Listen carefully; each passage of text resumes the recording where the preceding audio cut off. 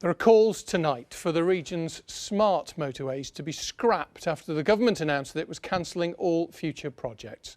The motorways were designed to cut congestion, but there have been questions over their safety. Campaigners say that 75 people have died on smart motorways, and in some cases, the coroner has said the lack of a hard shoulder contributed to the deaths. Well, 2 stretches are still being built here in the northwest, and they will be finished. Here's our transport correspondent, Judy Hobson. They've been controversial from the start. Smart motorways use overhead signs to control our speed and keep traffic flowing. On most, the hard shoulder has been permanently removed to provide an extra lane. Every mile and a half or so, there are emergency refuge areas, but it's the removal of the hard shoulder that's caused most concern. These are the little mementos. There's some very random little bits in here, but they're very definitely him. Claire Mercer's husband Jason was killed on a section of Smart Motorway near Sheffield. As he and a second motorist waited for help, a lorry ran into them. Claire has tirelessly campaigned for Smart Motorways to be scrapped. If you can't get to an emergency refuge area, you can't get to an emergency refuge area. If it's a metre away or if it's 100 metres away, you can't get to it. I want the hard shoulder back on every single motorway, but it's the existing ones that we really need them back on. Now the government says it won't be building any more smart motorways. They say this is due to the cost of building them and also due to public concern. There are several smart motorways operating in the region. The 2 currently being built are on the M56 by Manchester Airport and on the M6 junctions 21A to 26, and these will be completed.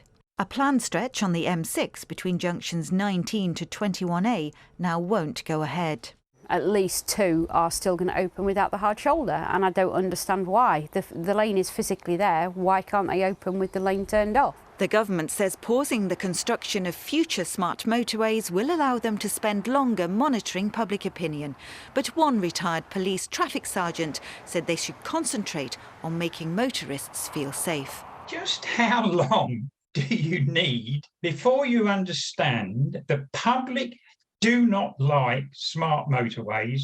They fear breaking down or coming across a broken down vehicle, and they don't like them and they want the hard shoulder back. The government says it will add more refuge areas to all existing smart motorways.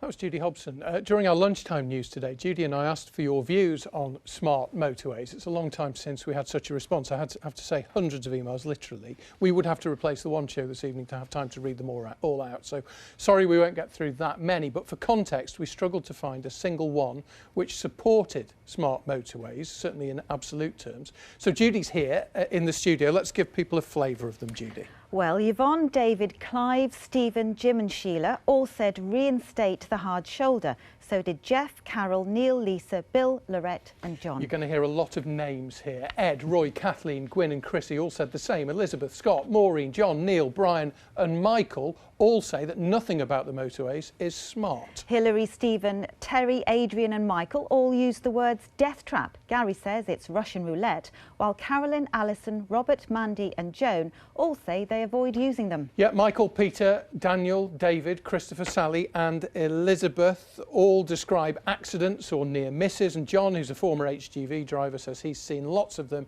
and says the motorway should be scrapped. Peter says put a cross over the left lane and only open it in heavy traffic. Mike says that's what worked well in Birmingham, and Bill agrees. Graham is a retired traffic officer. He drives in the second lane, so he has an escape lane. Adria says extra patrols are needed for middle lane drivers. Smart motorways will never work until there are equivalently smart drivers to use them, Ray says. Yeah, Margaret would rather queue than cost lives. Jack says it's a dangerous free-for-all, while Mark makes a point about access for emergency vehicles. Roger asks just who is in favour of them, while Jean asks how many more have to die. And Ian says human life is priceless, so they should be scrapped regardless of the cost. And finally, Melvin says it's refreshing to see a government department admitting that it got things wrong. Thank you to everybody who got in touch. Judy, thank you for helping me to go through all of them. There were loads.